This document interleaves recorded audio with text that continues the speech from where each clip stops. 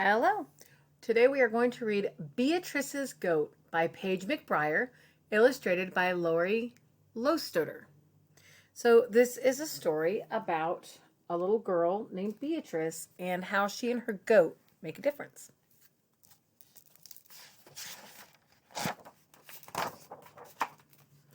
The illustrations are beautiful. Where do you think this takes place? Does it look like it takes place in the city or in a more rural setting? Do you think it takes place in the United States or somewhere different? If you were to visit the small African village of Kisinga in the rolling hills of western Uganda, and if you were to take a left at the crossroads and follow a narrow dirt path between two tall banana groves, you would come to the home of a girl named Beatrice. Beatrice lives here with her mother and 5 younger brothers and sisters in a sturdy mud house with a fine steel roof. The house is new. So is the shiny blue wooden furniture inside. In fact, many things are new to Beatrice and her family lately. Wonder how they got a bunch of new things. Interesting. And it is all because of a goat named Mugisa. Beatrice loved everything about Mugisa. The feel of her coarse brown and white coat, the way her chin hairs curled just so, and how Mugisa gently teases her by butting her knobby horns against Beatrice's hand. Tup, tup, like a drumbeat waiting for a song. But there is one reason why Beatrice loves Mugisa most of all.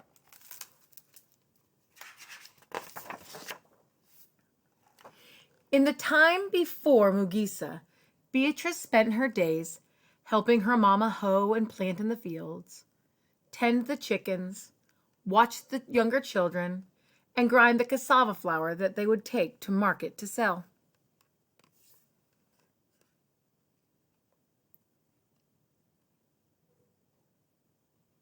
Is there something important that's happening? What is something important that Beatrice has to do? Once in a while she was tending baby Pascavia, Beatrice would stop by the schoolhouse. Often, the students had carried their long wooden benches outside to work under the cool shade of the jackfruit trees. Then Beatrice would stand quietly off to one side, pretending she was a student too. So she does not get to attend the school. Do you think that's important or just interesting? The kids sitting outside on benches. Important or just interesting?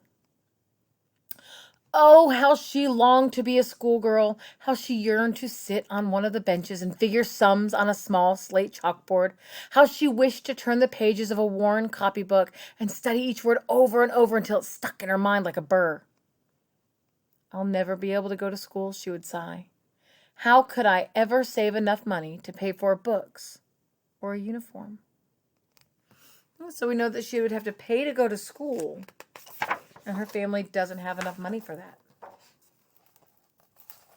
One day, while Beatrice was busy pulling weeds, Mama came to her with dancing eyes. Beatrice, some kind-hearted people from far away have given us a lucky gift. We are one of 12 village families to receive a goat. Beatrice was puzzled. A goat. What kind of gift was a goat? It couldn't get up each morning and start their charcoal fire for cooking. It couldn't hike down to the stream each week and scrub their dirty clothes. It couldn't keep an eye on Grace, Moses, Harriet, Joash, or Pascavia. Her long fingers tugged patiently at the weeds. That's very nice, Mama, she said politely. Then Mama added, it will be your job to take care of our goat. If you do, it can bring wonderful things. So we're going to think about whether this goat is important or just interesting. Beatrice looked up to her mother. Will this goat come soon? She asked, because I would like to meet such a goat. Mama laughed. Good things take time. First, I must plant pastures, and build our goat a shed. Beatrice nodded slowly. Surely Mama knew what she was doing. I will help you, she declared.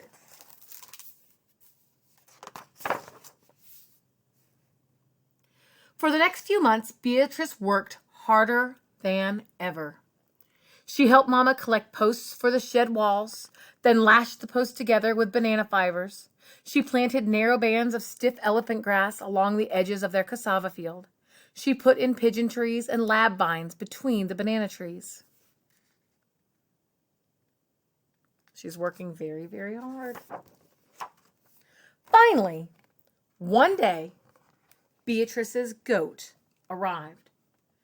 Fat and sleek as a ripe mango.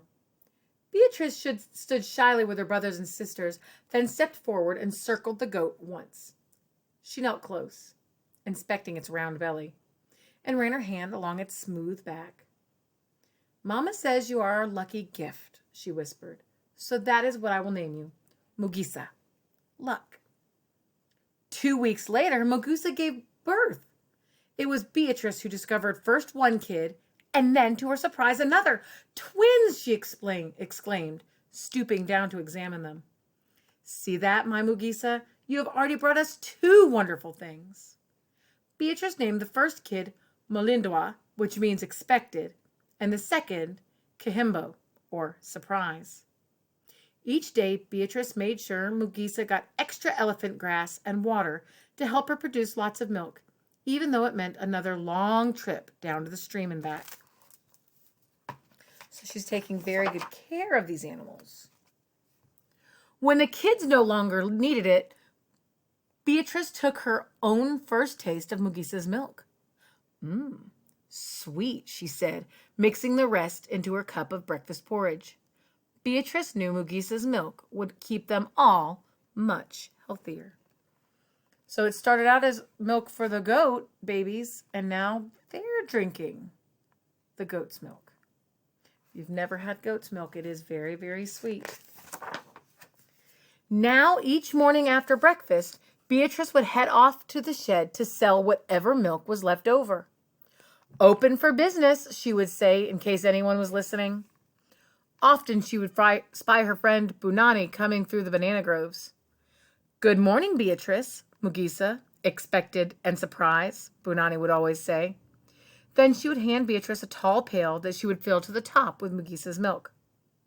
When Beatrice finished pouring, Bunani would hand her a shiny coin, and Beatrice would carefully tuck the money into the small woven purse at her side. Day after day, week after week, Beatrice watched the purse get fuller and fuller. Soon there would be enough money for a new shirt for Moses and a warm blanket for the bed she shared with Grace. So she's saving all this money. She's buying things she needs. Do you think it's important that she's saving her money? Or is that just interesting? One day, Beatrice returned from collecting water, and she noticed Mama frowning and counting the money in her own woven purse. Beatrice put down the water can and rushed to her mother's side. Mama, what is it? She asked. What's wrong?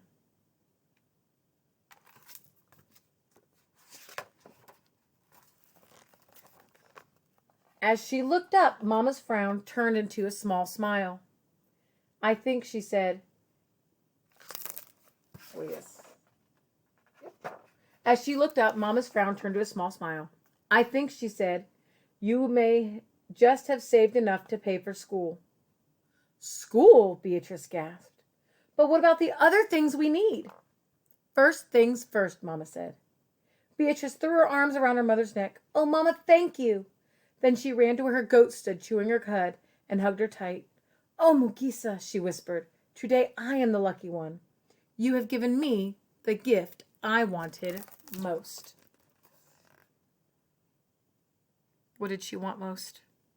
She gets to go to school. The very next week, Beatrice started school.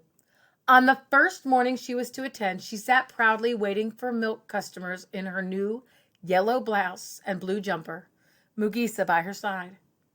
Beatrice felt nervous and excited at the same time. Mugisa pressed close, letting her coarse coat brush softly against Beatrice's cheek. Oh, Mugisa, Beatrice cried. I'll miss you today. Then she thought again about all the good things Mugisa was bringing. Mama said that soon Surprise would be sold for a lot of money. It will be enough to tear down this old house, she'd explained. We will be able to put up a new one with a steel roof that won't leak during the rains. Beatrice heard a rustle and noticed Bunani heading towards her with his empty milk pail. He eyed her new uniform and sighed. You're so lucky. I wish I could go to school. Beatrice reached out and touched Bunani's arm. I've heard that your family is next in line to receive a goat. A smile crossed Bunani's face. Really? Really. Then Beatrice kissed Mugisa on the soft part of her nose, close to where her chin hairs curled just so, and started off to school. The end. So what's interesting about this story is this story actually is kind of a true story. There's a company, a nonprofit, a charity called Heifer International, where people, instead of buying presents like books or toys, you can buy farm animals and give them to people in other countries that need them. And this is a story based on one of those experiences. People can buy cows and chickens and goats and all kinds of animals that can help other people's lives get better. So what I want you to do is I want you to think about this book. And I want you to, do you remember that suitcase that we made? How we made the story suitcase? Think about some of the important things that were in this story. Think about some of the just interesting things that were in this story. This time, you are in charge of a different kind of job. Your job this time is going to be to think about